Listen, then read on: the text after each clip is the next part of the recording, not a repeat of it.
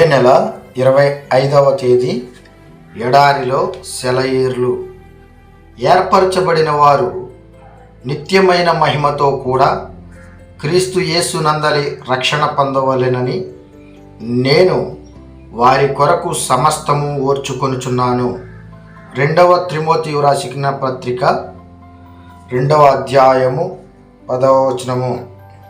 యోబు బూడిదలో కూర్చుని తనకి వాటిల్లిన శ్రమ గురించి హృదయాన్ని క్షీణింపజేసుకుంటూ ఉన్నప్పుడు ఒక విషయం ఆయనకి తెలిసినట్టయితే ఎంతో ధైర్యం తెచ్చుకునేవాడు.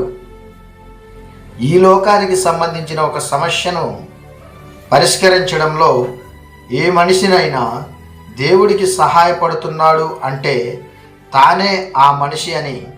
కేవలం తన కోసమే ఏ మనిషి బ్రతకుడు.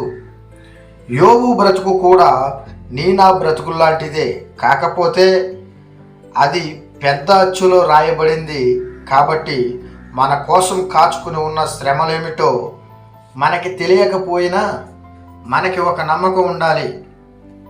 యోబు తనను చుట్టుముట్టిన నికృష్ట స్థితిలో పోరాడిన రోజులే ఆయన్ని మనం మాటి మాటికి గుర్తు చేసుకునేలా చేసినాయి.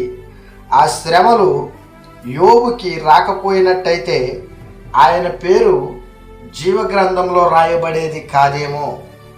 అలానే మనం పెనుగులాడుతూ గడిపిన రోజులు దారి తెన్ను తెలియక కొట్టుమిట్టాడిన రోజులే మన జీవితాల్లో అతి ప్రాముఖ్యమైన రోజులు అని గుర్తుంచుకోండి.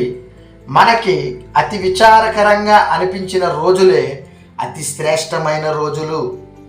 మనం మొహనిండా చిరునవ్వుతో వసంతకాలపు పుష్పాలు నిండిన మైదానాల్లో గంతులేస్తూ పరిగెత్తే రోజుల్లో హృదయానికి మాత్రం ఏమీ మేలు జరగదు.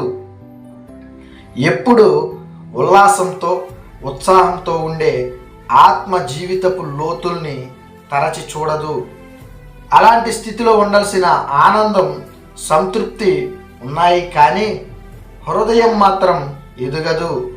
ఔన్నత్యాన్ని, లోతైన అనుభవాలను తరచి చూడవలసిన మన ప్రవృత్తి మాత్రం ఏ అభివృద్ధి లేకుండా అలానే ఉండిపోతుంది. జీవితం కొవ్వొత్తిలాగా గ్రుడ్డిగా వెలిగి చివరికంటూ కాలిపోతుంది. దానికి నిజమైన సంతోషపు దగదగలు ఉండవు.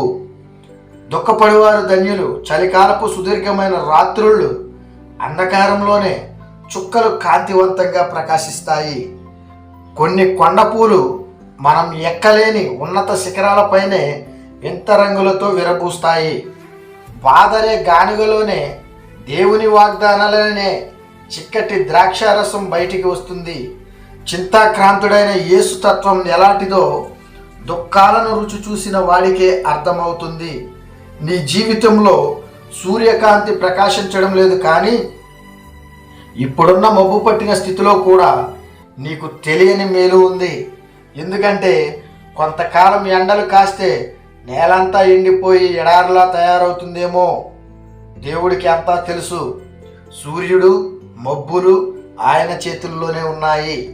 దేవుడి కొద్ది మంచి మాటలను మన హృదయంలో భద్రపరిచి వాక్యానుసారముగా దేవునికి ఇష్టమైన జీవితం జీవించులాగున ఆయన కృపలో మనల్ని బలపరిచి, భద్రపరిచి, స్థిరపరిచి, దీవించి ఆశీర్వదించునుగాక.